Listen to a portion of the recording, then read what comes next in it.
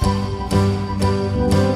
I had to think for a second because I lost track of what episode this is. I think it's episode 22. Well, it is episode 22 now. Well, then again, we do have access to all the information in the world. And episode 22. Okay. And we are recording this on the anniversary of when Dennis Wilson recorded Under the Moonlight for the unfinished album Bamboo. Ooh. So, yeah.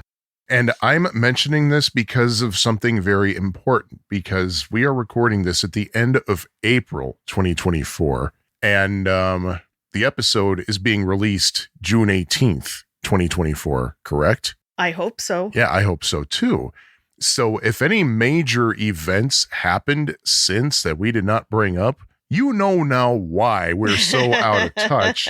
What we can bring up that has happened, though, well, we now have the project that Brian was working on with the Glenn Campbell recording, and that is the song Strong. He overdubbed some vocals onto it, and a couple of his key people were involved too. I believe Darian was one of them, and I think Probin was in on it too. Yeah. It's like names that you read and you're like, yes, this project was in good hands. Oh, yeah.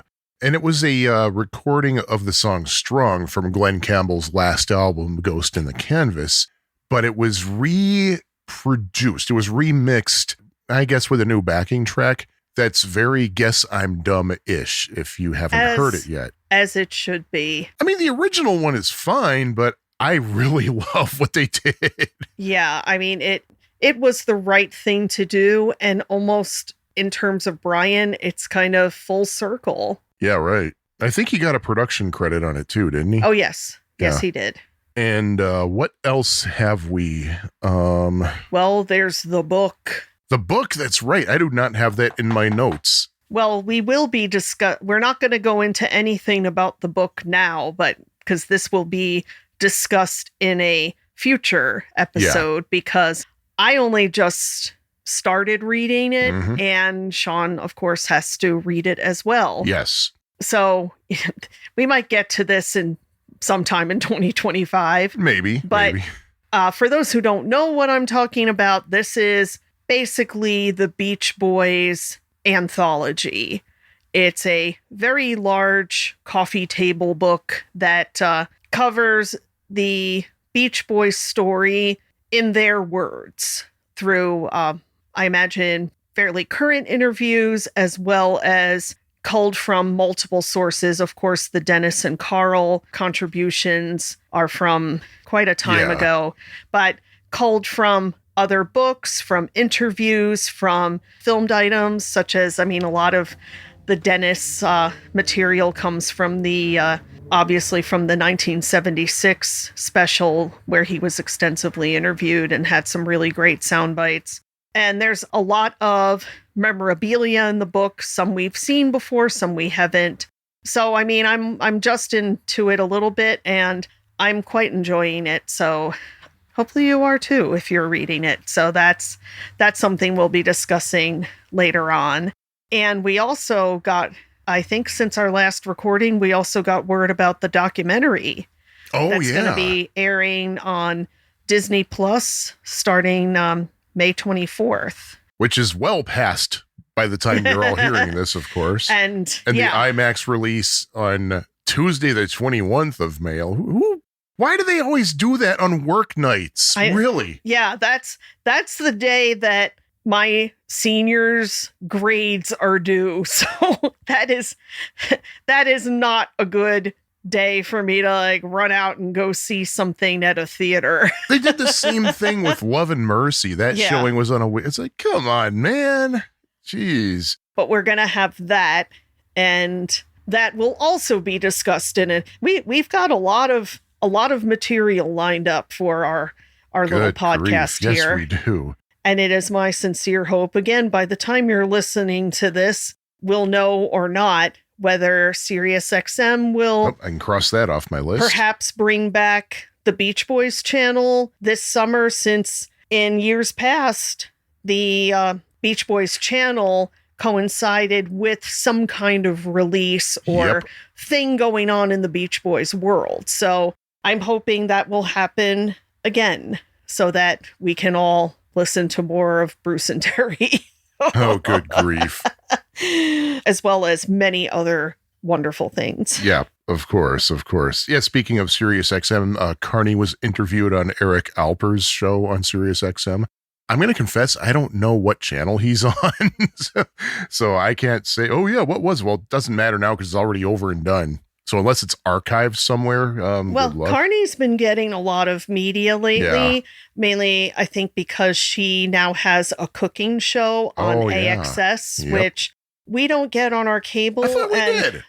No, with our subscription, we don't get it. Didn't we used to? Because didn't it used to? But it's one of the things that we suddenly don't get. So, and I have not been able to find it streaming anywhere. Because I really would like to check it out because I think Carney is awesome. But she's been doing a lot of media. My mother just told me recently there was a big interview with her in People magazine. Yeah, that's pretty cool for her. But she even talked about how she and her daughters spent Easter with Brian. Oh, yeah. So I thought that was nice because she usually doesn't really talk much about Brian. I'm glad she felt that she could share that. Yeah, they were singing Beach Boys songs together and things. Of course they were. Good grief. And interestingly, I don't remember if I don't think I shared this on any of our social media because I'm really bad at keeping up with people on our social media. But this was interesting. I found an article somewhere that had a YouTube link attached to it of Al Jardine getting served a summons right after he landed, I think, in Tampa. And it's pretty interesting. I'll link that in our show notes here. I don't know 100% of the details, but I think it has something to do with, like, from what I read, it was something like he and Mike Love and David Marks were supposed to do a show together somewhere, I think in the Tampa area. And for whatever reason, I think Al didn't like the terms of the deal and all that, so he backed out. And the promoter had him served with a 6-digit lawsuit. So here he is in the airport. He's with his son, Matt, and a couple of people walk up to him and they're talking. You can't really hear much of what they're saying, but Al's just kind of laughing at it. And Matt's threatening to call security. And the other guy's like, oh, we're perfectly within our legal rights to be here and all this. And they try to hand him the papers. Al just backs away. He's like, whoa, whoa, whoa. And he lets it fall to the floor and just walks away. Which I think actually still counts as being served. And but I don't know. I'm not a lawyer. But that was just an interesting thing. Al just kind of laughed it off and walked away. So I don't know. But whatever the case, good luck, Al. I hope it works out for the best. But having said that, one other thing I do want to mention really quickly. You might be a little bit more, I don't know, what's the word, verbose about it than I could be. Because I don't know, I'm just not good with talking about this kind of stuff because my tongue gets a little bit tied. But we recently saw a play literally just downstairs from us. Yeah, really, just in our neighborhood. It was a little tiny storefront theater that did a play called Wipeout. It's about 3 women who are probably in their 60s who are friends going back to childhood, and they get together to take a surfing lesson because it's something they've always talked about. It was one of their birthdays, so yeah. So it's like the 3 actresses, and then there's a young male surfing instructor. And through the course of the play, things come out. They all have various issues, and even the surfing instructor had some issues that get discussed and worked out. The reason Sean mentions this is because there were a few Beach Boys touches. Yep. When we came in, the pre-show music was on, and I suddenly forgot which. It was various like there surf was Rebel Rouser by instrumentals. Dwayne Eddy, Link Ray, Rumble was in there. Yeah, like so surf instrumentals and related. Yeah. But then we heard The Rocking Surfer. I know. Like you never hear that. You never hear that. And Surf Jam. Yeah. And then in the course of the play, when the young hot surfing instructor makes his entrance, I love this. They played Stoked. So it's like you hear stoked. And there's the Studley Young. Yeah, this guy walks down like through the audience. He kind of strikes a pose. I'm like, that's beautiful. And they were all the stereo versions, by the way. And then later in the play, two of the characters who are having a conversation actually start reciting the words to Surfin' Safari. Yeah. And when the show ended during the bows, they actually played Surfin' Safari. Oh, I forgot about that. Yeah. So it was, it's always nice to hear the Beach Boys out in the wild. And of course, a show about a surfing lesson in Santa Cruz. I mean, you shouldn't be surprised to hear Beach Boys, but especially because the playwright actually grew up surfing in California. Yeah. What's her name? Aura. What was her name? Aura Real de Asua. I'm probably saying that wrong. I apologize. But yeah, that was nice to hear a couple especially some things not the obvious things. Yeah, right. Like I said, Stoked and Rocking Surfer. Yeah, pretty cool. Yeah, what did we find out that George Costanza has been to that theater? So he was basically right in front of our apartment. Yeah, because Jason Alexander is here in Chicago doing a play at the Shakespeare Theater. And I just happened to see part of an interview with him on our local news. And he says, yeah, I went to see a show at this storefront theater. And he mentioned the name of it. And one of his friends from college might have been this play, and it might have been one of the actresses. Could have been. Is a friend of his from college. So it's like, yeah, like we could have seen George Costanza right in our neighborhood. Yeah. Craziness. And speaking of our neighborhood, it might be getting picked up in our microphones, but we live on a very busy street. And we have our windows open because it's very warm out, but not air conditioned or warm. Well, maybe it is. I don't know. But we have the door to our studio / home office / yarn storage / video game playing / whatever open because we have a beagle. And if you leave the door closed and you don't see what the beagle's doing, the beagle will be mischievous. Yes. So you might hear sounds of cars going past our window or cars hissing by our window, as I like to say, borrowing from a 20th century philosopher. At first, I was feeling kind of about that, but I think our filters and things are doing a good job of blocking it out. But if it's not, you brought up how when we recorded our introductory episode, we were right at the ocean. Yeah. And you could hear the waves. Well, what's the other thing the Beach Boys were known for widely? Singing about cars. That's right. So there we go. It's appropriate. That is appropriate. And even if a fire truck goes racing by, well, that's Mrs. O'Leary's cow right there. There you go. Yeah, and we live down the street from a fire department, so that might happen. But is there anything else we should bring up before we jump into hardly jumping? We've already been talking for 10 minutes about other things. I think we're good. The topic today was your idea. That's right. So why don't you introduce your idea? Actually, I think this was something you had found already on YouTube, but I just recently came across the full concert from our first time seeing Brian, which was June 18th, 1999 at the Beacon Theater in New York City. Some wonderful person snuck in a little camcorder and got almost the entire concert itself, as well as a good chunk of the pre-show film. In fact, I think the reason I found this was I was looking to see if anybody had ever filmed and posted that pre-show film, because it's never been released on any media. It's never been put out as far as I know. And this is the film that Alan Boyd put together. Thank you, Alan Boyd, for doing such a wonderful job, because that was just such a great way to begin that show. It really was. And I remember that night we were sitting in the audience, and who walks out to take the stage all by himself? Steve Dahl, with whom I was familiar from growing up in Chicago, listening to Chicago radio. And I briefly thought I was back in Chicago because, wait, Steve? And of course, just to be a jerk, I had to yell, "Where's Gary?" If you know, you know. And he said, all right, before we start the show, we're going to show you a short film. It's like 20 minutes long. It doesn't have anything in it that you don't already know, but still we think you'll like it. So enjoy the film, and then we'll come back with some music for you. So this was all I really could find. I couldn't find any posting on YouTube of the entire pre-show film, but still the biggest chunk I've ever seen. This was still better than nothing. And then there was the entire concert. Minus the band intro. Yeah.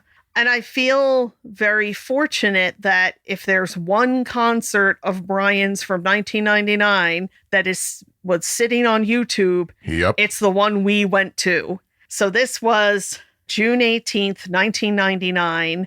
Brian was 2 days away from turning 57. We were still not yet married. Yeah, That's crazy. We were married for 3 more months. Yeah, we got married that September, so we weren't married yet. And we got together with some friends beforehand. I think we've talked about this before, but we had a dinner at John's Pizza where they still have the one in Times Square, but this was one that was up by Lincoln Center, a few blocks from the Beacon. And we're all just sitting there going, is this really going to happen? We couldn't believe we were actually going. We had tickets to see Brian Wilson in concert. None of us ever thought this would happen. So we decided, since we're coming up on 25 years since that concert, since that night, we thought, let's watch the whole thing and just kind of get down our thoughts, observations, see if our memories match the real thing. Because sometimes, your memories kind of change and whatever. But you look at video and that's kind of okay. It's like how 3 months later when we got married, we had no memory of eating our cake. We literally thought we missed having cake because we were just so busy. Yeah, just dancing and talking to people and stuff.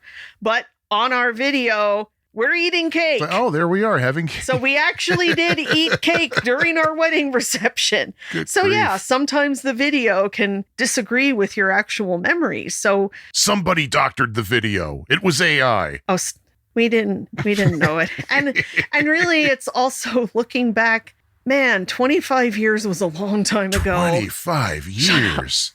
I mean, just in terms of the world. Like we were talking about this person who snuck in a camcorder, and Sean said something like, how did they get past security?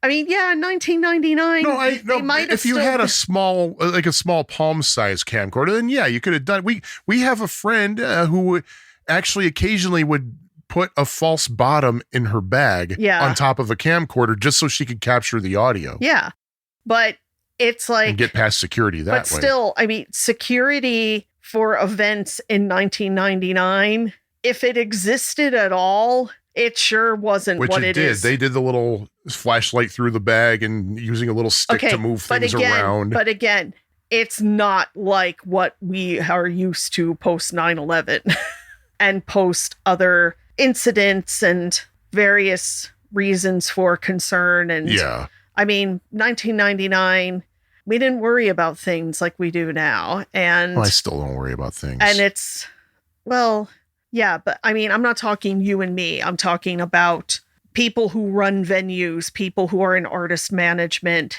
things like that, where it's probably, even if there's no specific threat, it's like, let's err on the side of caution. Yeah. But yeah, I mean, in 1990, just like how in 1999, you still had to put your bag through a thing at the airport, but dude, it was nothing like what it became after 9/11. So let's discuss some observations. So when you said that video shows that you remember things incorrectly, there's one thing in particular. I have a very vivid memory of this. As we've talked about before, the way the actual musical part of the show started was we heard audio of the session for The Little Girl I Once Knew. And the session players have a false start, breaks down, and then Brian counts, or Hal or somebody actually counts them in again. And instead of hearing that actual session, we hear the band on stage. And I remember hearing a big crowd noise. And then a few bars into the intro, Brian jogged onto stage and went straight to his seat, and the place exploded. Now, the video we watched didn't really have that kind of audience reaction. But what the video showed was Brian was on, it didn't show him entering the stage, but it showed him on the stage, but he was standing at the front of the stage. He kind of waved at the crowd and then walked over to his keyboard. I don't remember it that way at all. See, I thought from my memory that Brian was already at the keyboard when the lights came up. So we both remember things totally different than what the video shows us. Well, of course, the video doesn't show Brian's entrance at all. Yeah. Because whoever was aiming the camera wasn't aiming as Brian was taking the stage or was already on. For all I know, he could have come out of a trap door. So that would have been fun. That would have been interesting. Yeah. Like the Iron Chefs. Yeah. Come up out of the floor. Good Lord. Something that, again, doesn't match my memory. And I was thinking about this the whole time, that like back early on, and you can see a lot of evidence with this in TV appearances, say on Letterman, Tonight Show, whatever, where the listeners couldn't see this, but I was nodding as you said that. Early on, Brian was very deer in the headlights, didn't have a lot of interaction with the audience, kind of looked a little uncomfortable, maybe a little awkward. But watching this, and it was kind of like this as the show began, but I could see as the show progressed, he got a lot more comfortable. Oh, he definitely did. Yeah. And by the end of the show, like he was smiling at times, and he waved to the audience at the end. And I mean, there was things that I thought in my memory I didn't really see until a few years later. And I'm like, well, why did I remember it that way? And it could be that maybe I was just so concerned for him at the time that times when there was a missed note or a forgotten word, I was maybe more hypersensitive to that. So I thought maybe his performance wasn't quite as good, but it really was very, very good. His voice was very strong. He did have some sour notes, especially in the beginning. He did. And a few times when he went high, that didn't quite reach, where like later on, he did more to just kind of trade off with Jeff at those times. Mm-hmm. Still, overall, his singing was very strong. And I was really glad to see that it was actually better performances than what I remembered. Yeah, and what really stuck out to me in terms of Brian's voice, Lay Down Burden, he sounded really good on that one. Yeah.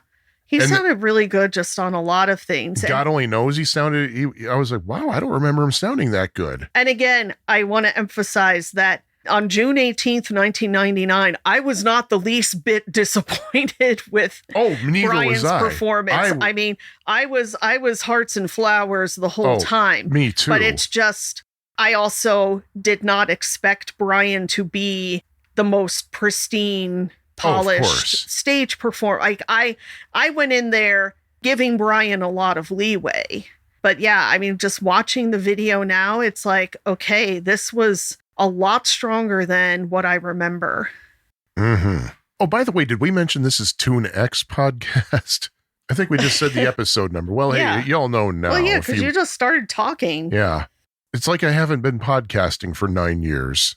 Anyway. Okay, do you have something to say? Because of course I have things to say. Oh, of course you have things to say. You had said so. We just watched this thing. Yeah, and I was like, let's record now. I was thinking we were gonna record this later on, but no, now. No. One thing that I definitely absolutely was brought back to was the atrocious sound at the Beacon at the time. Well, yeah. Because really, I even, especially during Let's Go Away for a While and Pet Sounds, because I remember that night thinking, oh God, I can tell what they're doing, but it sounds like a big globular mess. Oh my goodness. And that was, and the video shows that I remembered that correctly. It's not the band's fault. The band was fine. It's just the acoustics were terrible. It might be that it was an okay venue for like a solo performer. Like I know George Carlin played there a lot. I know that smaller bands play there, but for a band the size of Brian's band, oh my Lord, there's just nowhere for the sound to go. And I don't know when, but I believe that this was, I think, a known problem by that time. And I think a few years later, the Beacon had some major work done to help improve acoustics and their sound system and things like that. So I remember 2003, it sounded terrible too. 2006, when I think that I noticed it still didn't sound great, but it sounded much better. I think they had made improvements between those two shows. So it is a better venue now. Yeah. But yeah, let's go away for a while in Pet Sounds. Man, I mean, just the energy and the arrangement. I mean, that was the work that the band put into those two pieces. I mean, Brian just must have been floored the first time he heard them run through that. One thing I was disappointed about, I remember the people were commenting about the first leg of that tour that happened around March of that year, that Brian it was February, I think. It started in March because the February dates were canceled, remember? Because that's what we were going to be going to. And I've heard different reasons as to why. Like, it was like, I think Melinda's sister was sick. This was before Melinda's sister died. That's what I heard, that she was very ill. Others said, no, it was because Brian wasn't ready yet. He needed more rehearsing and whatever the case. But we saw the first show of the second leg. And I know that people were saying that during the first leg, during the Let's Go Away for a While Pet Sounds part, Brian would get up and conduct the band. But I never saw him do that. He always just sat there. There and dug it. Yeah. I mean, eventually, like later on, he would turn around and kind of watch him perform, but that was it. But yeah, at the Beacon, he just kind of sat there looking straight ahead. Yeah, I love how on the performance at Live at the Roxy, at the end, you can hear her say, "Aren't they great? Aren't they great? They're great." I love that. And they were. So, oh yeah. Something I noticed, thanks to the camera angle of where our videographer was, this person was obviously not sitting. Our videographer. We don't know who did this. We really don't. This person was sitting in obviously the first balcony, probably the first row, and just zoomed in a lot. I mean, I know in later concerts, I mean, Brian was always sitting at a keyboard, or even like a keyboard that had a baby grand piano facade. I thought in the earlier shows, Brian was actually playing. Oh, I never thought for a second. But especially after seeing his Letterman performance. But you could clearly see that he was just resting his hands on top of the keys and just left hand, right hand, left hand, right hand. I'm kind of thinking about that. And it's like, here's just some thoughts and speculations on that. Again, I have no knowledge of the real story of why that was done, but I think I like to call it his emotional security keyboard. Oh, seriously. That may have been just a logical place for him to sit, and something to do with his hands, because that's something performers always are kind of weird about. Like, what do I do with my hands? I mean, yeah. I don't know if we ever talked about this, but in the Surf's Up performance at the tribute. Now, David Crosby played, like, what instrument did he play? Guitar. Okay. But not that night. He didn't play it that night. But I noticed while he's singing, he's holding his hands as if he is holding his guitar. I never noticed. Yeah. I'll have to watch take a look at that. He's holding as if because he's got to do something with his hands. He normally doesn't just stand at a mic and sing. Well, yeah. I mean, so, a lot of people say that's why Elvis always had a guitar. He didn't always play it, but he had that as kind of his own kind of security thing, just so he could have something, because he'd be awkward without it. And John Lennon, when he played the electric piano on I'm Down in concert in 1965, he said he felt weird not having his guitar. He felt naked. So I'm kind of wondering, too, if for the purposes of this very first tour, they kind of told Brian, like, okay, we're not even going to expect you to play the keyboard and sing at the same time. Like, that may have been just too much to ask, especially because playing keys and singing at the same time, you're not born knowing how to do that. No. That is definitely an acquired skill. Yep. And for someone who hadn't been touring in a long time and really was never really didn't do keys very much on stage to begin with. They probably figured, let's just set it like this and be done with it, to just kind of give Brian some security and also just totally remove the pressure of having to play an instrument and sing at the same time. Yeah. So I'm good with it. But yeah, I thought maybe in that first tour he did play sometimes, but I guess not. And what's really jarring is looking at the band in this video. Oh, man. And realizing like how different the lineup was then, how different the still remaining all the way to the end members looked. Well, it wasn't. Except Darian. Darian did not age a Darian day. does not look different at all. But I mean, there was still a lot of the people we're used to, like Probin. Oh my God. Probin had bushier and darker hair. And he was still dressed like he was in college. And I'm like, man, I don't remember him looking like that. Well, I mean, I remember when we first saw we thought a lot of these guys were like our age. Yeah. When really they were in their 40s. They were like 10 plus years older than us because they're cool. They're hip. Like, I mean, they didn't age. Yeah, but, and Nick had longish hair. Yeah. I don't remember that at all. It must have been just that one tour. He must have short the rest of his tenure with the band. But I mean, we still had Probin on 50 different instruments. Yep. We had Paul Von Mertens on flute, Woodwinds. saxophone, yes, woodwinds. Bob Lizick on bass. We had Mikey D'Amico on percussion. And, of course, Darian. Of course, Jeff Foskett has passed on. Nikki Wonder has passed on. And then we had Taylor, one of the backup singers, her husband. Well, I don't know if they were married I don't think they were married yet. No. Boyfriend, fiance was on drums, Todd Zuckerman. Yeah. And you had Scotty, who wasn't playing. He was only playing tambourine. He was just a backup singer. He was the singer next to Taylor on the back riser. And I was just thinking about how the band individual members themselves changed over the years, because during Scott's tenure with the band, we saw him play keyboards. He was playing guitar solos.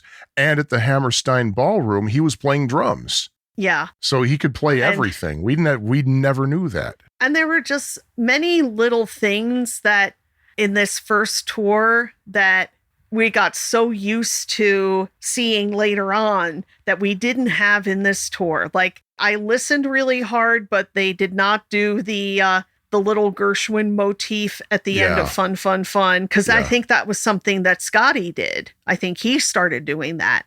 I forget exactly when, but... And after he wasn't in the band anymore, they kept doing it, yeah, too. Darian would do it. Yeah. And the a cappella ending to Darlin', they hadn't started doing that yet, because I was kind of looking forward to it, and then, no, they didn't do it.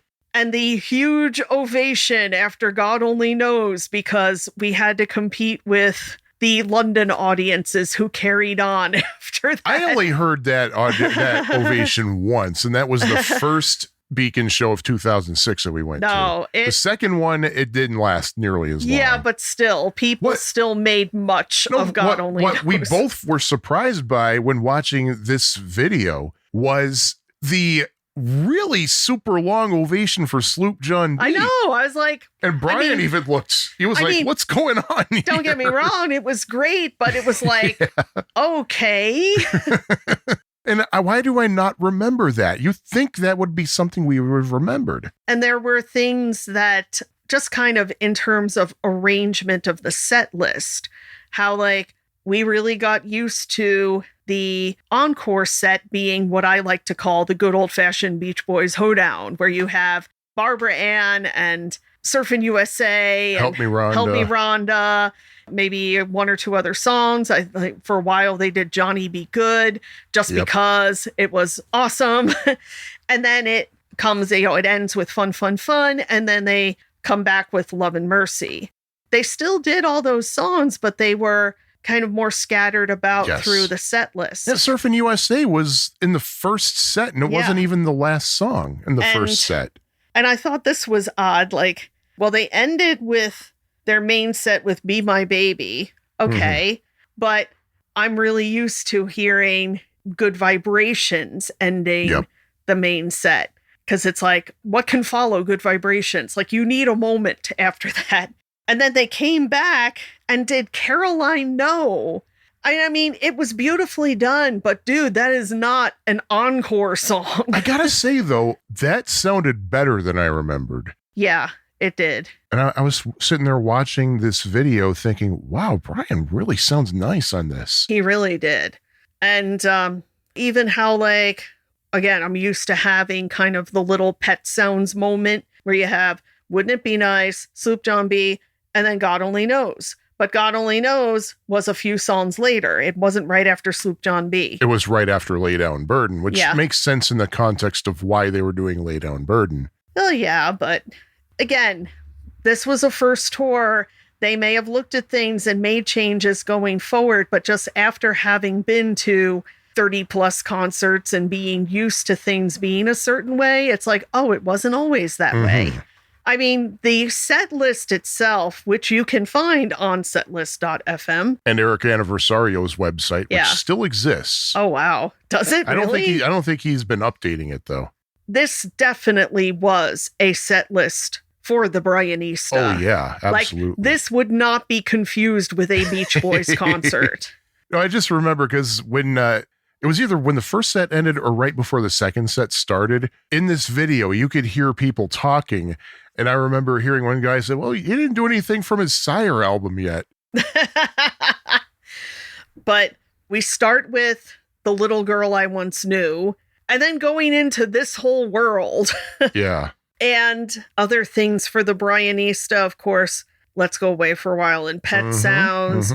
Back Home, which... That ended the first set, right? Yeah. Yeah. But I mean, Back Home, and again, it's like all that's happened in 25 years. I mean, I'm thinking, okay, this was the one from 15 Big Ones, right? This wasn't the 1970 version or the 1960. I don't think the other versions had even been bootlegged yet. Yeah.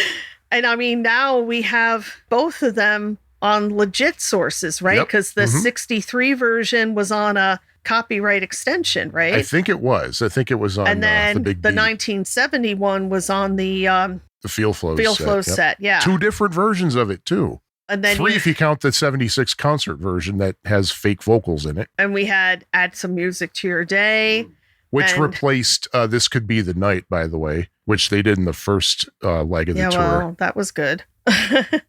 And even though they hit the Beach Boys marks, I mean, this still did not feel like a Beach Boys concert. No. It definitely had things for the Brianista. Oh, yeah. Because they knew that's who was going to be sitting there. Mm-hmm. They probably put this set list together, like having plenty of familiar things, but also some goodies for the people who are more familiar with the catalog. I mean, I always remembered the whole thing starting with The Little Girl I Once Knew. Yep.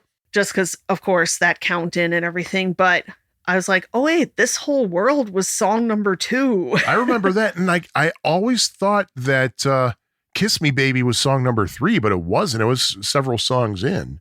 Yeah, because they did Don't Worry Baby. Well, they did Don't Worry Baby and then Kiss Me Baby. So they had a baby moment, I guess. Yeah.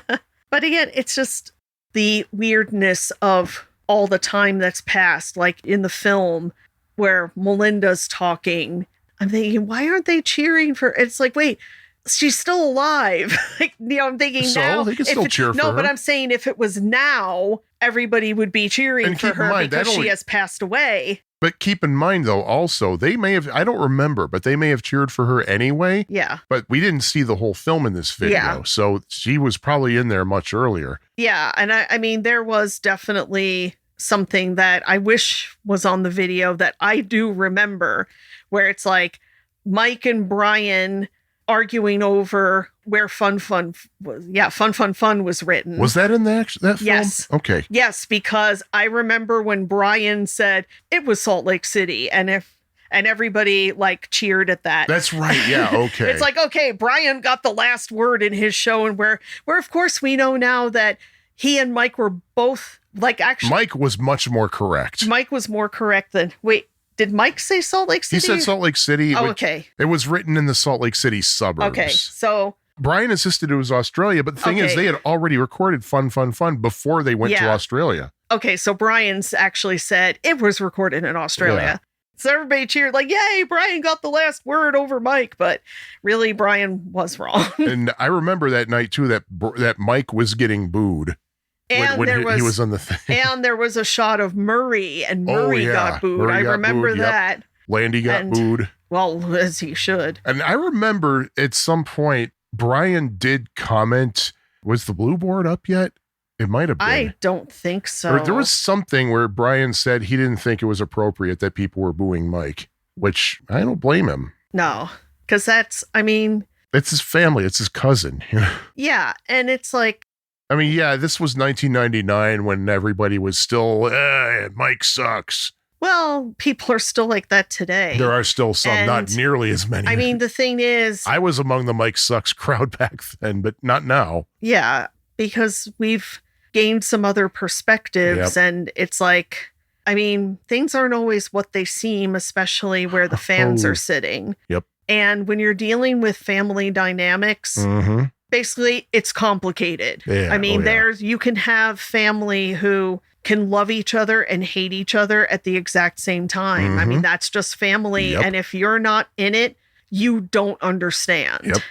If you And- know, you know. And especially, I mean, Mike and Brian go back way, way, way They were back. babies, for God's sake. Yeah. And even in the book that I'm reading now, talks about how they were basically best friends growing up because they were close in age. They had a lot of common interests like music, sports. Yeah, yeah. I mean, it's kind of a no-brainer. So, or it might also be the kind of thing like, hey, I can say stuff, but you can't, Yeah. you know, regarding family. So, Mhm.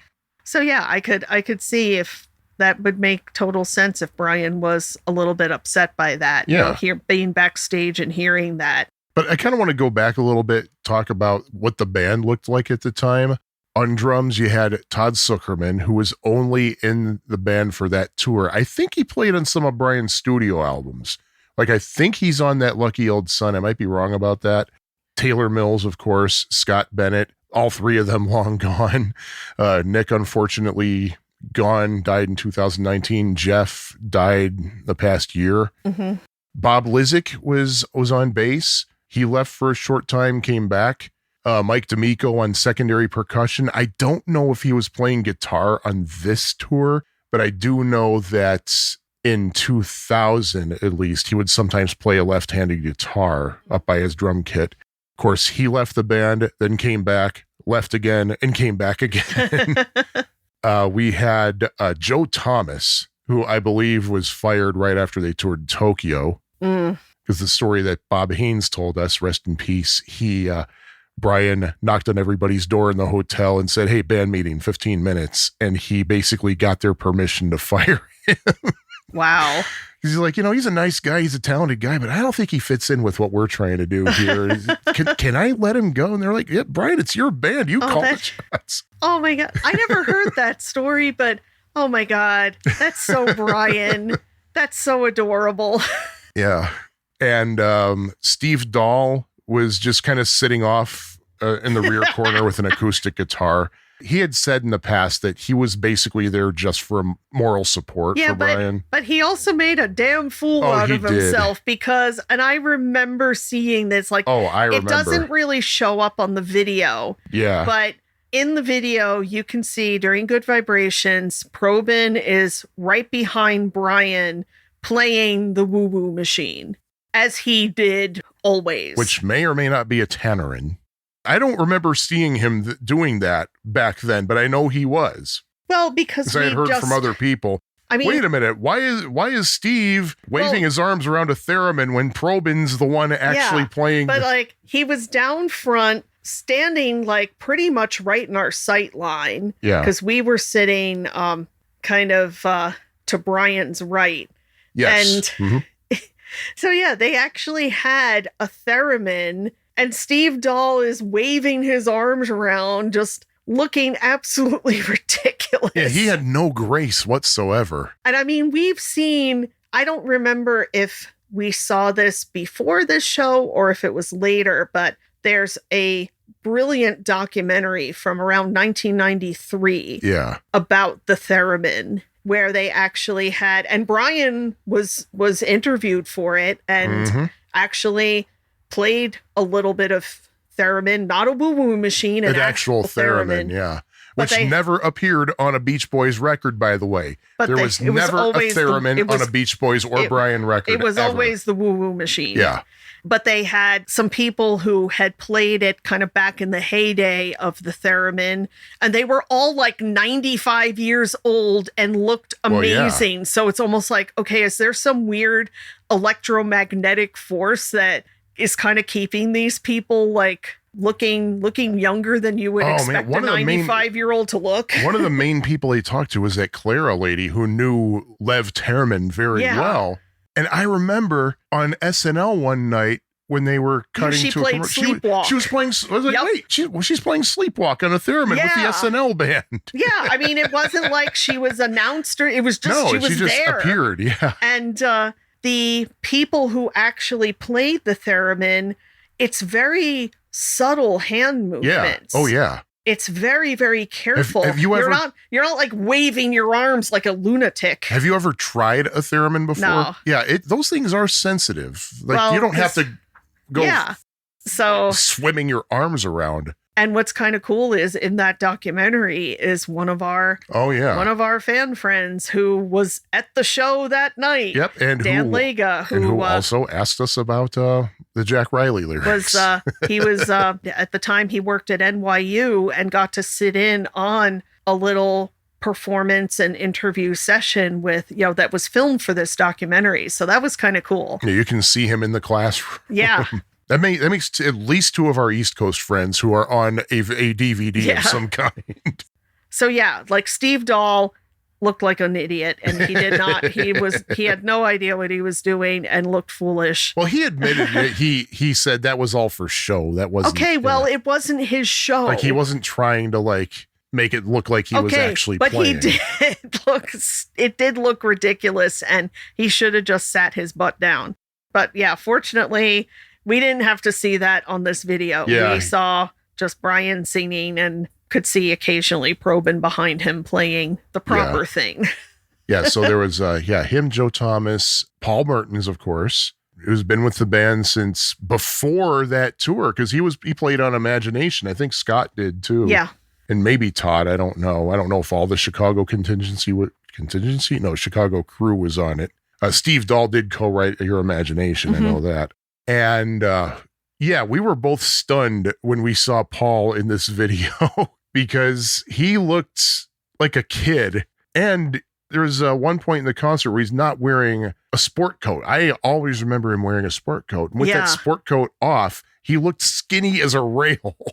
Yeah. I don't know if he actually is skinny as a rail without a sport coat. And we're just used to him being more dressed. But yeah, he was just wearing like black pants and a black t-shirt. He looked kind of muscular. He looked almost like George Clooney, I think. But it was and of course Jeff and we mentioned him. Yep. And Darian as usual. Yeah, I think that covers everybody who was there. Yeah. Again, time, man. Yeah. Yeah, I think we've said this before, but we thought this would be the only time we would ever see Brian in concert, like our only opportunity. Like he's going to do this little tour to promote Imagination, and that's it. I remember as soon as the house lights came up that night, I said, there's no way he's ever going to agree to do this again. Yeah. Though, like I said, he looked a lot happier than I remember. Yeah, I agree. He looked a lot happier than I remember as well. And I mean, the whole point of doing this was Melinda knew she had to get him out in front of audiences that would cheer and standing ovations and just give him the accolades. Like she knew he needed to see that because he really hadn't possibly ever. Because when he did perform with the Beach Boys, I mean, in the 60s you had the screaming girls because Brian was cute, but Oh, he'll tell you it was all for Dennis. Well, a lot of it was, but yeah. I'm sure there were still plenty of screams for Brian. Yeah, but the fact is they were screaming for the Beach Boys. They weren't screaming for it wasn't just like one person. Like you didn't have back then, or even in the 70s, you didn't have like so many Brian concerts where you would hear a male voice saying, "I love you, Brian." Yep. Like you didn't have that. No. Maybe you had the whole Brian's back thing, which was kind of a hype campaign. But no, Melinda saw she needed to get Brianistas. Yep. And Brian needed the Brianista love. And boy, did he, from what I remember, I do remember well, he got the Brianista love that night. And I seem to remember he got a standing ovation after almost every dang song. Well, we had to give it to him. Yeah.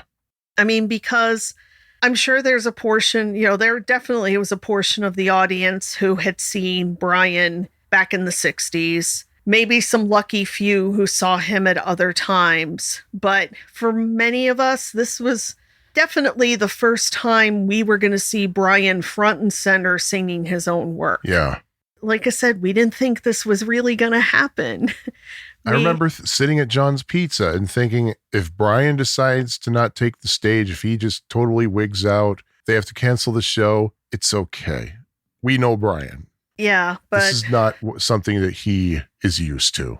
But the thing is, he already did another leg of the tour by that time. Again, I have no personal knowledge of this, but I mean, he had support of family and friends. Mm-hmm. He had a band who was behind him 1,000%. Yep. No drama, no ridiculousness. It's his show, and I think he was ready for it. Yeah, ready as he could be. And I remember reading something that Darian had said about that first tour, that he specifically told Brian, look, if there comes a time when you need to leave the stage, you need to get away, you need to take a break, it's okay. And he said during the performances, he's thinking, okay, Brian's gonna just bolt right now. Never did. He stayed there the whole time. Again, speculation, but considering that Melinda had Brian set up with good doctors, good counselors, therapists, whatever, I'm sure a lot of things were gone over, and I'm sure Brian had resources. I mean, I know from my own mental health journey, my own work with a therapist, that you develop devices and procedures and various things that when things come up, here's what you do to take care of yourself. And that can be any variety of things. It depends on what's going on with you. But it's like Brian may have had, like, if certain things are coming up, here's how you work through it, handle it, deal with it. Here's who you talk to. Here's what you say to let people know what's going on. And I mean, by that time, Melinda may have also been able to read the room. I mean, she may have known if Brian was kind of going down the tubes before he did. True. Where she could intervene and take him away from a situation or give him something that would comfort him or whatever. I mean, even like we've talked of, we've read about how Brian always had his chair backstage. That may have been a comfort space. Yeah. Like, I can go sit in my chair where I am comfortable and it's familiar, even though I'm in an unfamiliar place. I mean, things like that. So yeah, I'm sure that it wasn't just like how things were in the 70s, where it's like, oh, Brian was with Landy for a few months and he's not doing drugs every 5 minutes. He's okay. Brian's back. Let's make a big banner. I don't think it was like that at all. I think it was more like, this is something we need to handle day by day. Yeah. And I think also it's something Brian had to want it in order to do all the shows that he did between 1999 and 2022. Even when things were not good, he probably still was, I don't want to cancel. I don't want to do that to people. Oh, he's said that, especially about the Smile tour when he was getting really on the loose wig about that. And Melinda said, well, should we just cancel? He said, no. We got to do this. I don't want to catch hell from the promoter. And I don't Well, want to do that to my fans. And I mean, it might also be just, I want to do this for myself. I want to prove myself I can do this. yeah. And damn it, he did it. I mean, in all the years, there were only, maybe 5 shows that were canceled. Oh, he did postpone. He did postpone a tour because of mental health issues. Different. That's different because that was actually and that also those weren't shows that were canceled at the last minute. Right. Like there was advance notice and people knew about it and got their tickets refunded. So I'm talking a cancellation like that night. Yeah. Even when Nick died, they still went on. Yeah. And wasn't there a time when during a show, he actually laid down on the stage because he was feeling like really lightheaded or something? Yeah. Like even then they didn't. Like 3 minutes later, he's like, okay, I think I'm better They now. didn't like end the show early or anything. I mean, they probably took him to an ER immediately to get checked out. I would hope so. But yeah, I mean, we did not hear of Brian canceled the show at the last minute because he couldn't do it. No. And I was fully expecting that to happen too, but nope. It went on. Yeah, I mean, that's a lot of strength and a lot of, I mean, like I said, whatever he pulled up out of himself to do that, I give him props because he put on good shows and he had his band backing him up and it worked. And also something that kind of crept in my mind when I was watching the video is the band was very different then, yet they still sound the same, which just tells me that as band members came and went, those in charge of hiring replacements did a really good job. Well, let's be fair though. I don't think they were hiring just random people. I think they went with people that they knew that they had worked with. Well, yeah, like Nelson, for example. I remember he was telling us that Probin called him and asked him to join the band when Mike left. Because he and Nelson were in a lot of the same bands. Yeah, Nelson said, yeah, here I was waiting for something important to happen. Well, something important happened. I got called to play on Smile. And like when Todd left and Jim came in on drums, I mean, Jim was part of the Chicago I think so, yeah. Like, I think he's from here. So, I mean, I think they all went through their Rolodexes or whatever I don't think any of them had any lack of people they could call up and say, hey, you want to play with in Brian Wilson's band? I think they knew plenty of people who would say, yes. I don't know why I'm thinking about this, but I remember when Bob and Jim left the band right before That Lucky Old Son, and they got Brett Simons in to replace Bob. And I remember when Bob came back and Brett Simons was out, we still saw Brett Simons playing bass for Chicago. Yeah, right. That was the weirdest thing. He was like, wait, didn't I just see you at... Oh, you mean like when we saw the C50 and then went over to see Chicago? No. That wasn't the same night? Okay. At Milwaukee Summerfest? No, this was Ravinia when I was like, hey, that's Brett Simons on bass. Yeah. And I think they probably had enough of a universe of people who loved Brian's music and could easily step in to play it with fidelity. Yeah. And would be all in on, we're here to support this guy.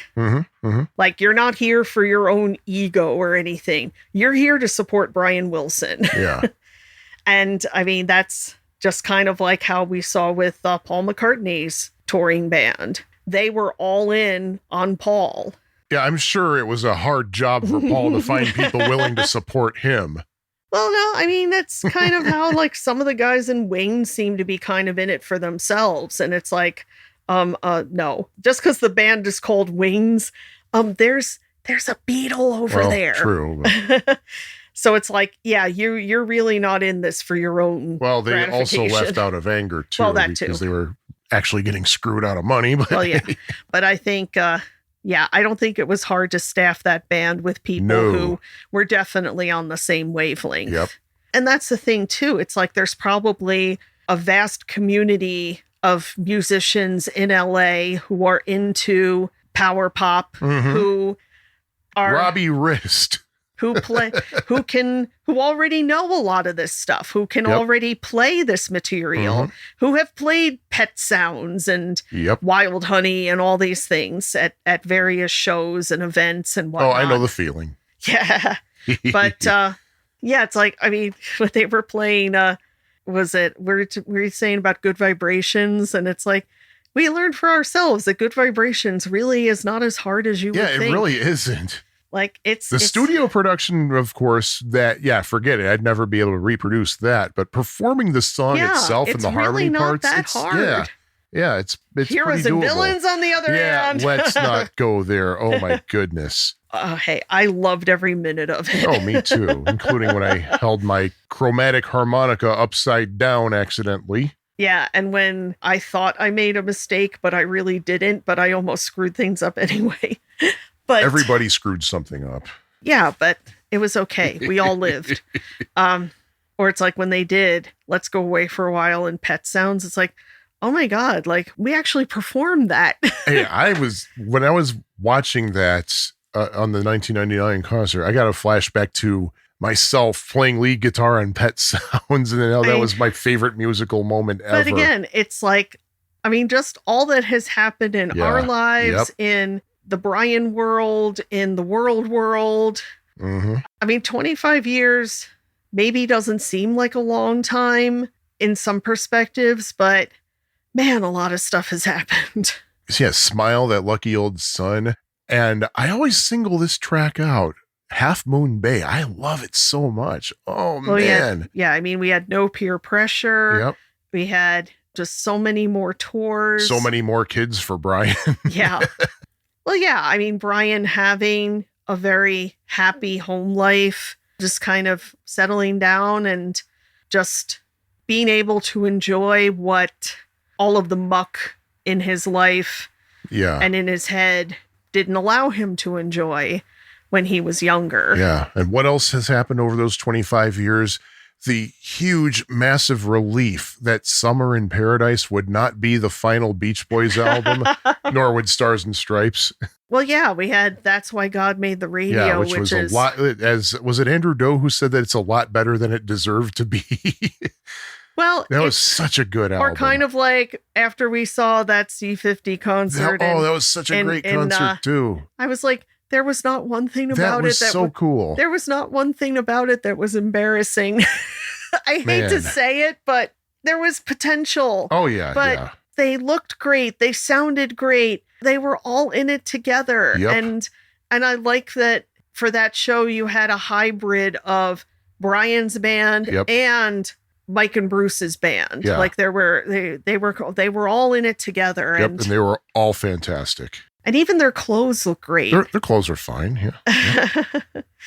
But yeah, I mean, we had Brian played for the Queen. Mm-hmm. You know, he got an honorary doctorate. He got to talk to the Queen. Yes. He got to say, "Hi, Queen." It's so Brian. He met Bono. He got the Kennedy Center honor. He met Don Henley. I mean, there's just so much has happened. And especially, again, going back to talking about mental health, that he felt that he could actually put out official word that I need to postpone these concerts because of mental health. Yeah.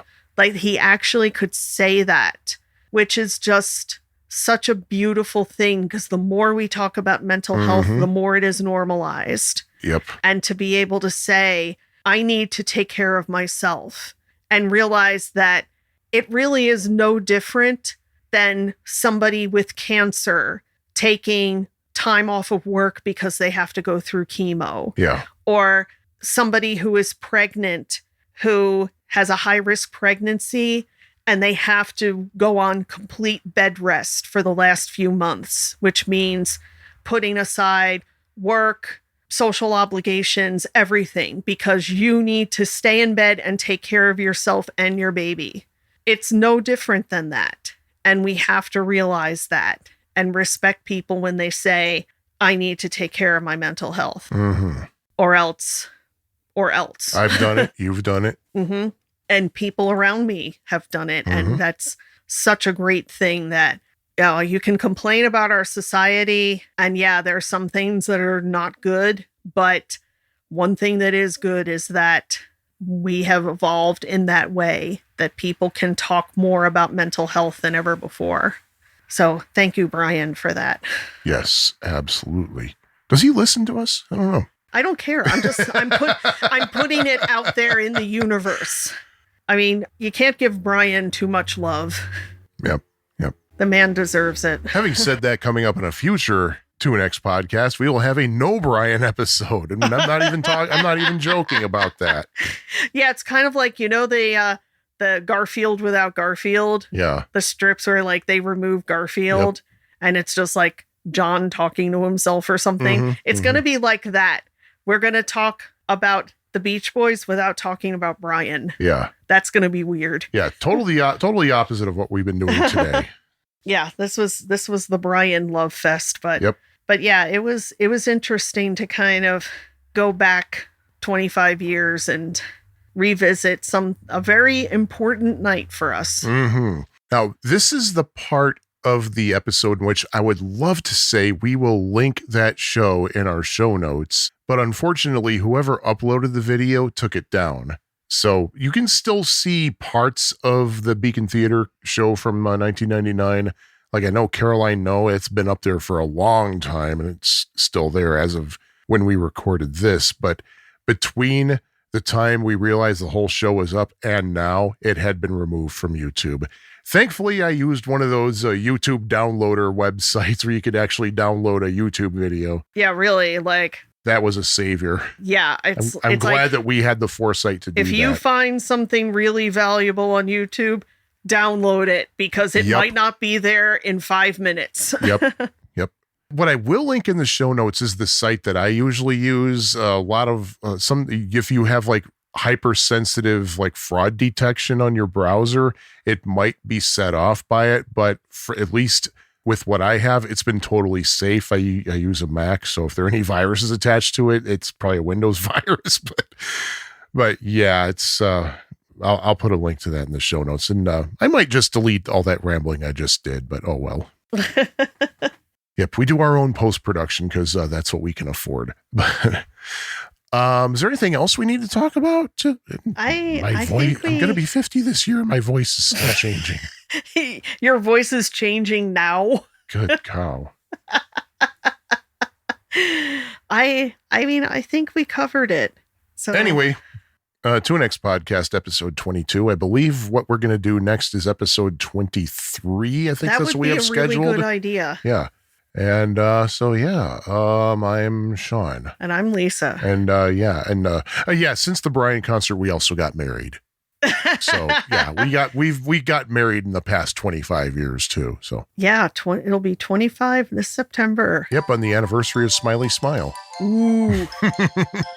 So yeah, we'll listen to Little Pad to celebrate. You can listen to Little Pad. All right. Well, sounds like fun. All right. Bye-bye. Bye. Thank you for listening to the Tune-X podcast. Please leave us a review at Apple Podcasts or iTunes. You can hear us on Apple Podcasts, Amazon, and just about every other provider out there. If Tune-X isn't on your favorite provider, please let us know. You can email us at tunexpodcast@gmail.com. Our website, which includes the show notes, is tunex.fab4it.com. Fab4it is spelled F-A-B and then the number 4 and then I-T. Feel free to connect with us on social media. Tune-X is on Facebook, and we're also on Instagram and Twitter, both under the handle of Tune-X Podcast.